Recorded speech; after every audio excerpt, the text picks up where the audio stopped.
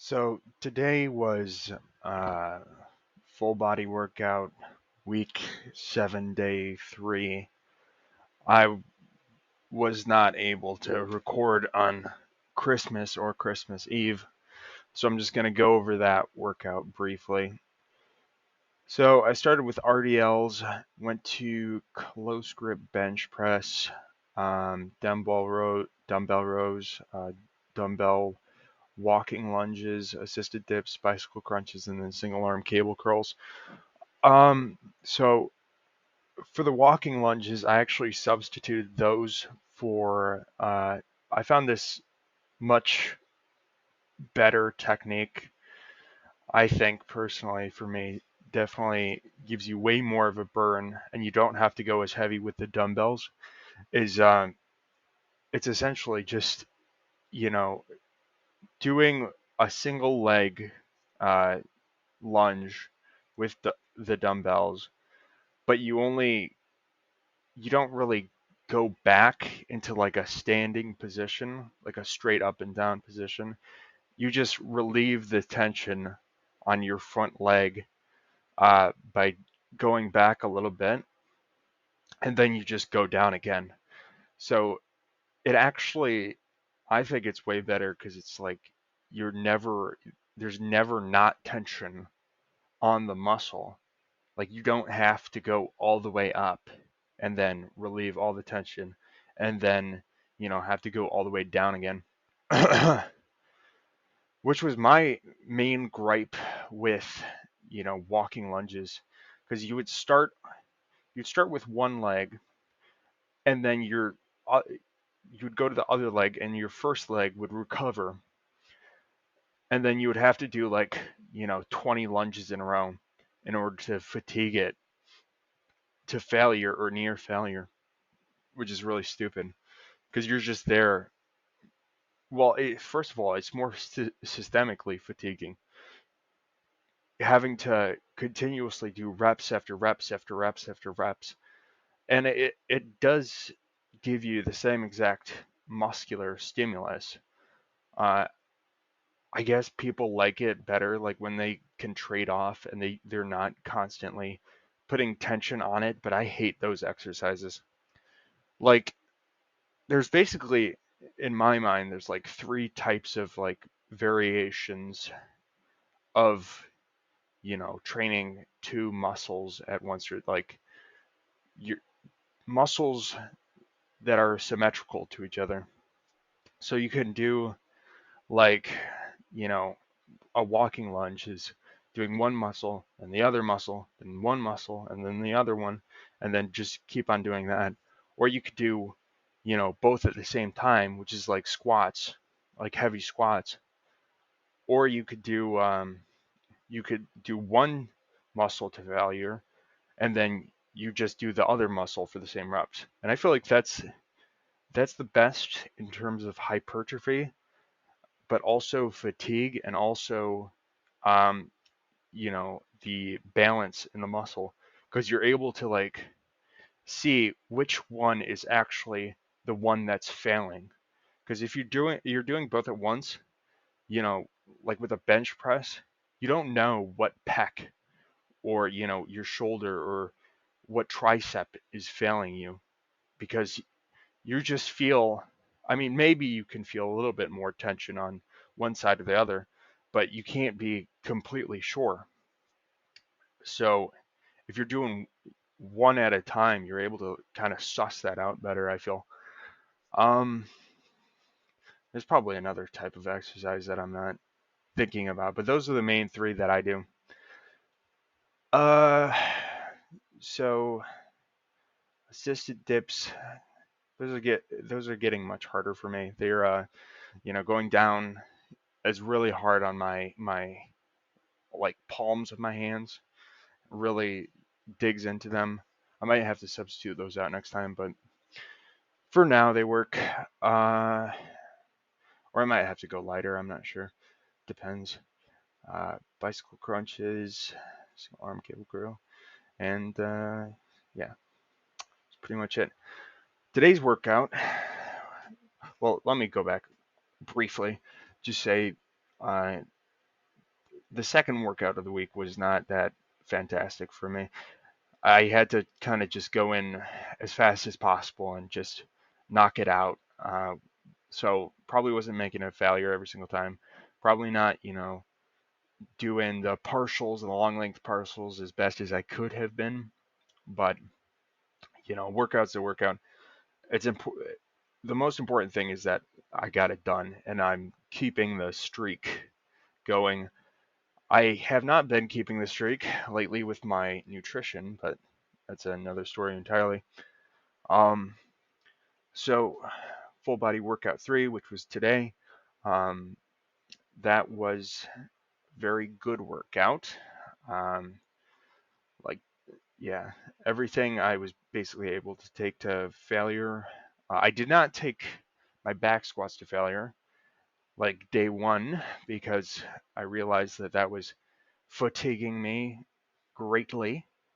And well, it's still pretty tiring, but at the same time, it's like if you're doing if you're like one rep shy of failure, then you're still pretty much making 80, 90% of the gains that you could be.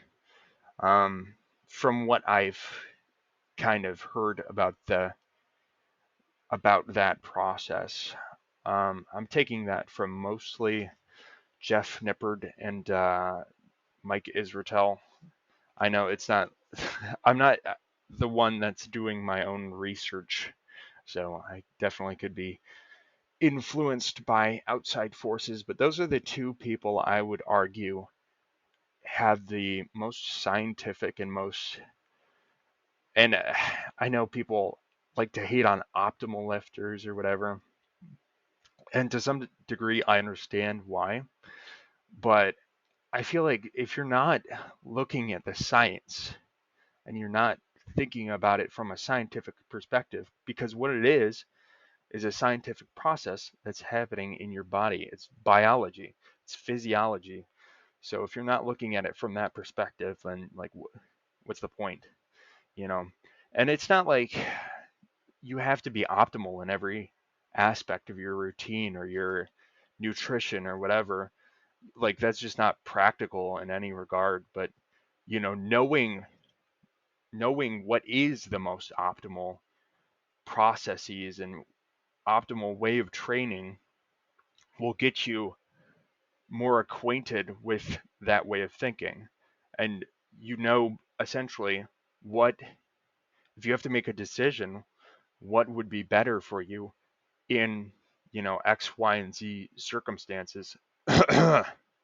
So, I mean, yeah, people like to hate on that a lot. I personally, I don't follow everything that they say, but I follow like the main stuff. Like also a little bit of a tangent. So, you know, the science is very, very clear on some things. Like, for example, progressive overload, getting enough protein, um, you know, training to near failure or failure. Like, those are things we know for almost 100% fact, are the most optimal ways of training.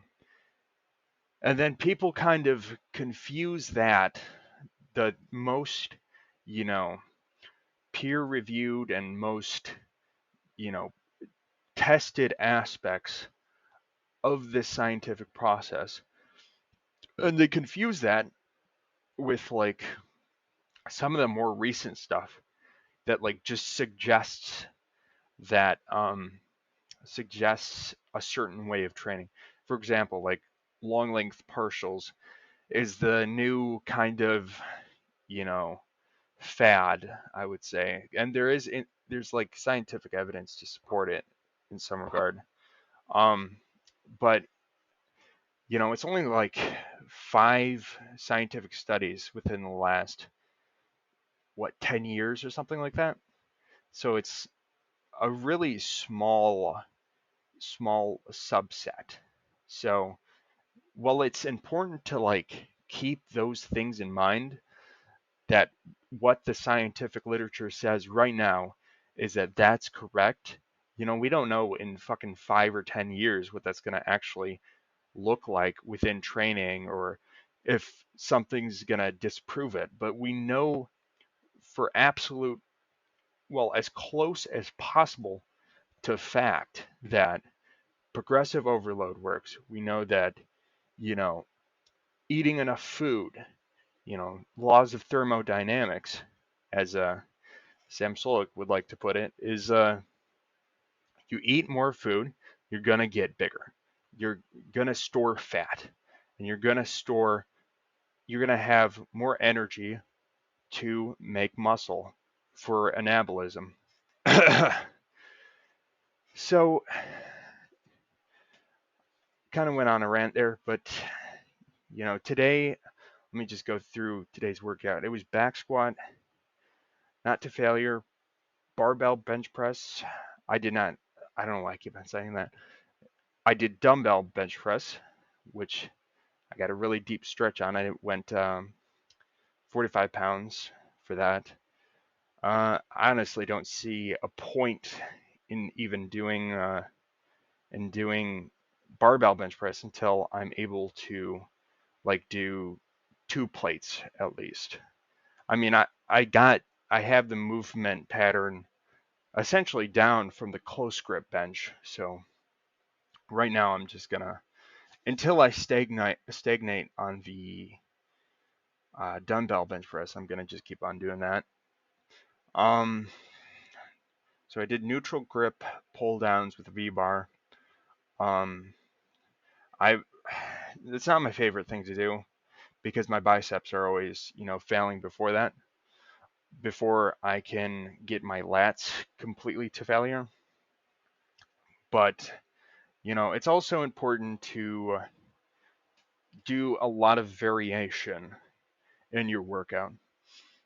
Not like the basic movement patterns a lot, but more so like the small factors, like using a V bar versus like a longer neutral grip bar, or like, you know, changing from overhand grip to underhand grip on a lat pull down. Uh, just small differences, I think, and I know this is kind of, not the I'm not the best person to be saying this, but personally, I believe that that is the best way to round out, your muscles, to make them not in like a physical round out, but in like just become more complete and more dynamic, and probably grow bigger as well if you're hitting different sides of the muscle in different ways and that kind of thing. It's bound to grow more because you're hitting things that you haven't hit as much through other exercises, or other variations rather. So I just think that, you know, if you're if you're doing that, it's also more functional, probably. I mean, I'm just kind of talking out my ass at this point, but if you're doing that, it's probably gonna benefit you in more ways than just aesthetics, because you know you're you're adapting yourself in multiple different ways through that variation.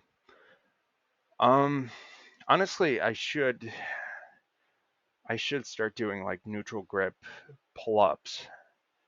I think that would probably be better to develop the back more more fully, but also I've been training my forearms through like squeezes and dead hangs.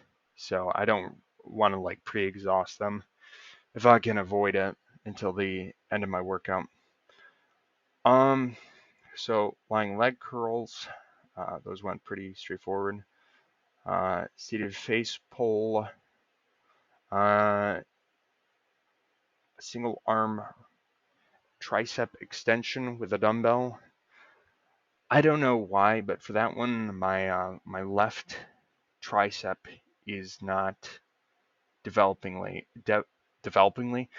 developing as fast as my right one, and I don't know if that's like just I need to work on the mind muscle connection or like the balance when I'm doing like close grip bench or something, or I just need to not train the right one as much. Because usually what I do in order to like, there's going to be natural muscle imbalances, especially when you're starting. Like if you use your right arm more, if you're right-handed, like you're going to find that your left arm is going to be a little bit underdeveloped. Not, I mean, it's not going to be bad aesthetically because it's such a small difference. But where was I going with that? I don't know. Anyways, my left tricep is a little bit underdeveloped. And oh yeah, that's what I was talking about. So I like to do one tricep at a time, usually the left one, and just take that to failure. I could probably do like 15s. I can do 15s for like 4 reps, 5 reps, something like that. I know that's not the hypertrophy range, but for me, when you're doing such light weight, it doesn't really matter if you're doing strength training or hypertrophy. And maybe that's naive, but like you're gonna get to higher weights so fast in the beginning. Like you don't even have to worry about like going up by 5 pounds or whatever, in my opinion. But this is like at very early on. You don't have to really. I mean, if that helps you out going, 5 extra pounds every week or whatever to see that progress, um, I'd say go for it. But you don't actually really need to, especially if you're, you know, within, I would say 5+ reps, 5 to like 12-ish. Like you don't really have to up the weight. Um, and also, I feel like the 12+ rep range is kind of underrated in terms of hypertrophy. I know it's not like what people traditionally think as the optimal range, but you can get a really tough burn if you're going like 20 reps. I wouldn't go past 20 though, personally. That would be a bit much. But anyways, I finished up with some standing calf raises. I went really heavy, I think 200 pounds, except for the last set because I felt myself failing pretty quickly. So I took off like 20. So, anyways,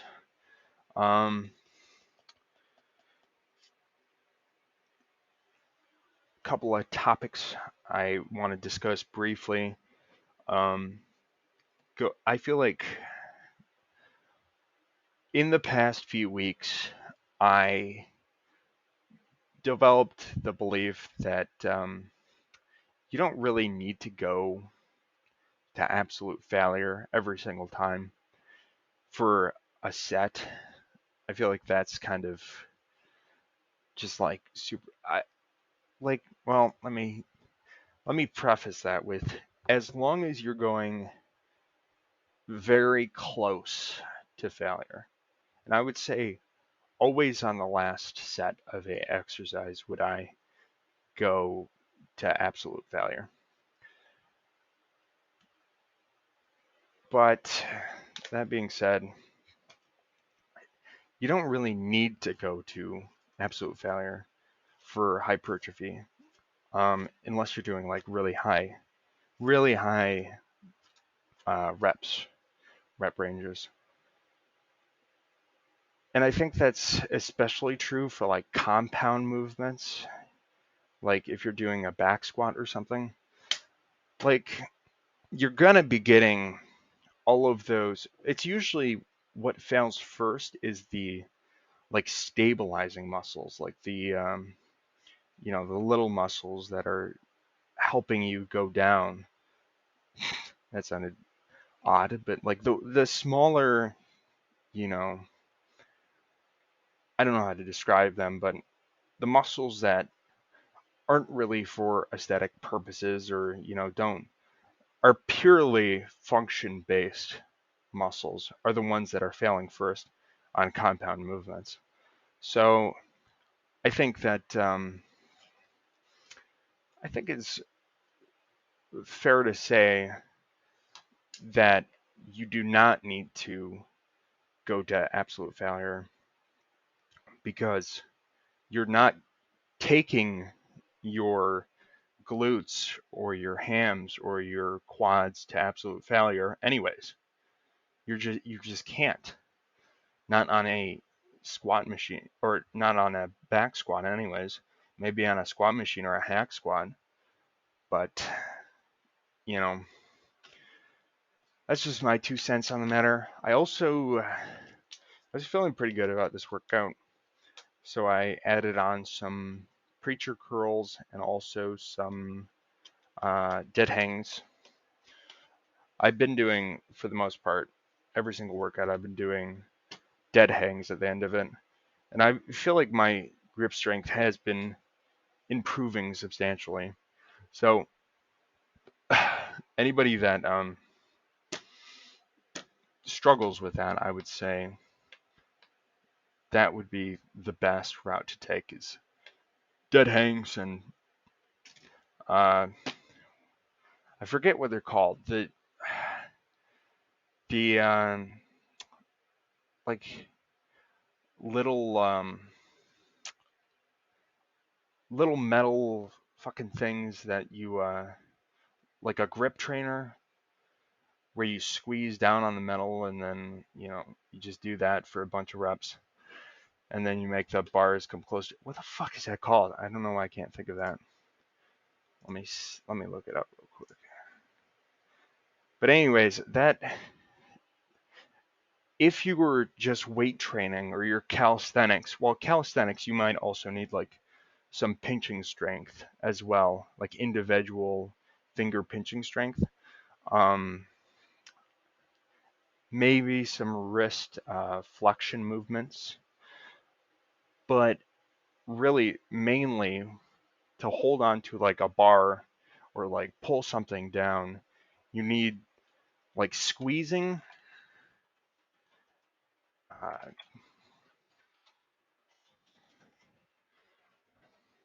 you need squeezing motions. I guess that is just called a grip trainer. Uh, and you also need like a holding, like an isometric hold on a bar or something like that. But other than that, nothing is really gonna, substantially help your grip strength. So that's what I found has helped me the most. And also, a lot of the times they'll try and these like if you look on Amazon or something, uh, like they'll try and sell you on these like stupid fucking grip trainer tools that aren't, traditionally the traditional, squeezing motion. It's like these little fucking plastic individual finger trainers or something. I don't know. That just seems so gimmicky to me.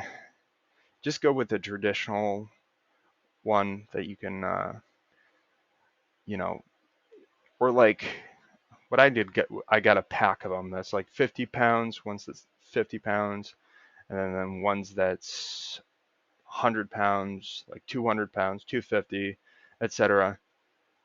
And that has worked pretty well for me. I mean, I know Some people will probably need more incremental growth, but for the most part, that'll be good for vast majority of people.